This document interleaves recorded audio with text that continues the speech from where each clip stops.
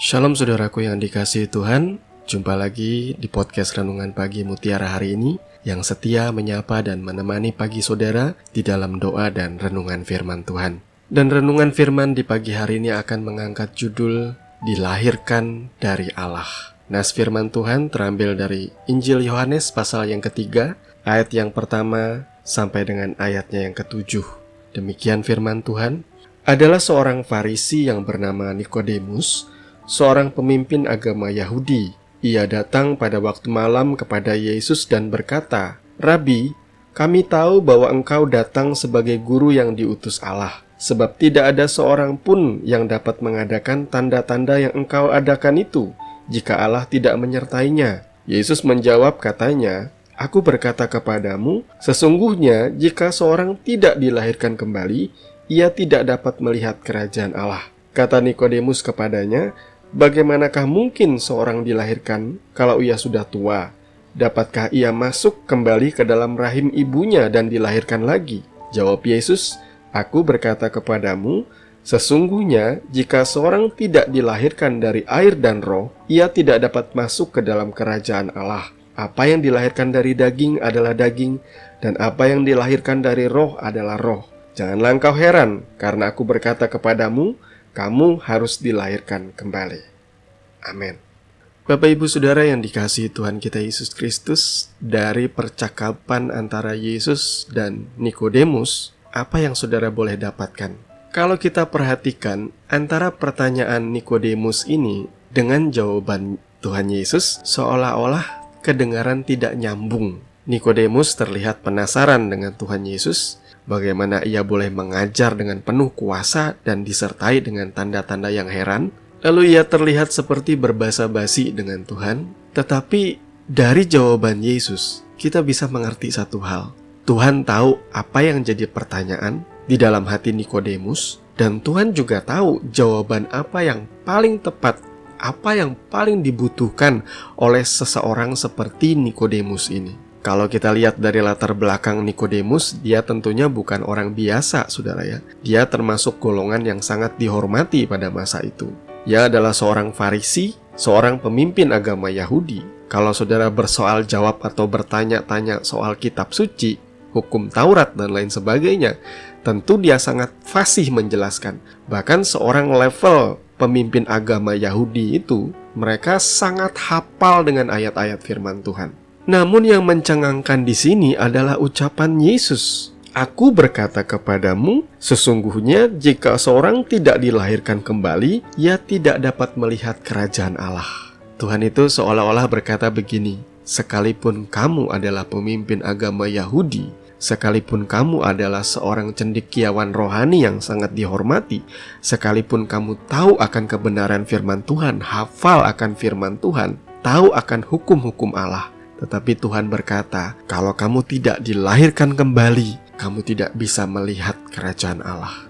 Jadi boro-boro masuk, saudara, melihat aja nggak bisa. Seandainya Yesus pada waktu itu berbicara dengan seorang pezina, orang berdosa, perempuan sundal, atau pemungut cukai, saudara mungkin bisa menerima ucapan Yesus yang seperti ini. Kamu tidak bisa melihat kerajaan Allah kalau kamu tidak dilahirkan kembali. Tapi Yesus ini sedang berbicara dengan seorang rohaniwan, saudaraku. Kira-kira apa Tuhan gak tahu reputasi seorang rohaniwan? Rohaniwan itu kan kalau sekarang bisa dikatakan sama seperti pester, pendeta, hamba-hamba Tuhan yang punya gelar S1, S2, S3 teologia. Mereka kan seharusnya adalah pemegang kunci surga, Tuhan.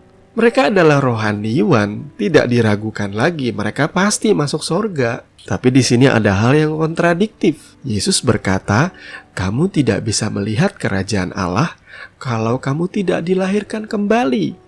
Memang ayat firman Tuhan di dalam Yohanes 3 ayat 1 dan seterusnya, percakapan Yesus dan Nikodemus ini khususnya pada kesimpulan bahwa kamu harus dilahirkan dari air dan roh. Itu seringkali digunakan sebagai ayat acuan yang bicara mengenai baptisan. Tapi poin yang Tuhan Yesus tekankan di sini ialah seseorang itu harus dilahirkan kembali dari Allah, yang dilambangkan dengan dibaptis di dalam air dan Roh Kudus.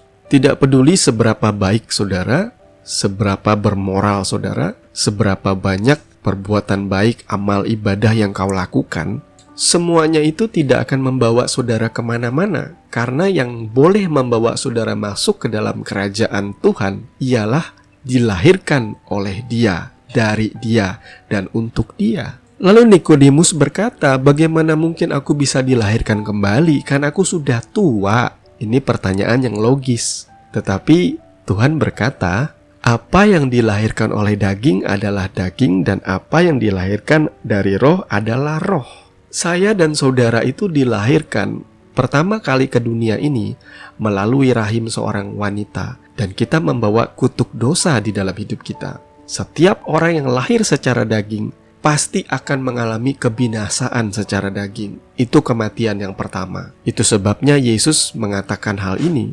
Dilahirkan dari Allah itu yang dimaksud oleh Tuhan Yesus ialah seseorang yang percaya kepada karya penebusan Kristus di atas kayu salib. Orang yang percaya kepada nama Yesus, yang percaya bahwa Yesus sudah mati menanggung dosa-dosanya. Dan bentuk dari dilahirkan kembali itu ialah seperti perintah Tuhan Yesus pada amanat agung. Pergilah dan jadikanlah segala bangsa muridku dan baptislah mereka. Baptisan ini artinya seseorang itu diteguhkan atau dimeteraikan dengan simbol kematian Yesus melalui baptisan. Jadi setiap orang yang percaya kepada Yesus, kenapa harus diikuti dengan yang namanya baptisan kudus? Karena ini adalah prosesi peneguhan yang menyatakan bahwa ia adalah milik Kristus, kepunyaan Allah, dan ia lahir dari Allah. Tuhan memberkati firman-Nya. Mari kita berdoa. Bapa, di dalam nama Tuhan Yesus, kami mengucap syukur untuk firman-Mu di kesempatan pagi hari ini yang mengajarkan kami bahwa keselamatan kami semata oleh karena kami percaya kepadamu. Dan itu digambarkan bagaimana kami harus lahir dari Allah melalui baptisan air dan Roh Kudus. Kami percaya Tuhan pasti menuntun kami, karena mau kami baik secara moral atau secara rohani kami terlihat sebagai orang-orang yang menjalankan amal ibadah dengan baik. Tetapi itu tidak cukup di hadapan-Mu Tuhan. Amal dan kebaikan kami tidak akan pernah boleh menyelamatkan kami. Karena kami hanya diselamatkan oleh karena anugerah yang dikerjakan Tuhan Yesus Kristus di atas kayu salib. Terima kasih Bapa. Kami mengucap syukur untuk hikmat dan pengertian yang Kau berikan. Di dalam nama Tuhan Yesus Kristus kami berdoa. Haleluya. Amin. Bapak Ibu Saudara yang dikasihi Tuhan, demikian kebenaran firman yang sudah sama-sama kita dengarkan. Kami percaya itu boleh menjadi berkat dan kekuatan bagi kehidupan kita menjalani hari-hari ini. Sampai ketemu lagi di podcast Renungan Pagi yang berikutnya. Kasih karunia menyertai saudara sekalian. Shalom.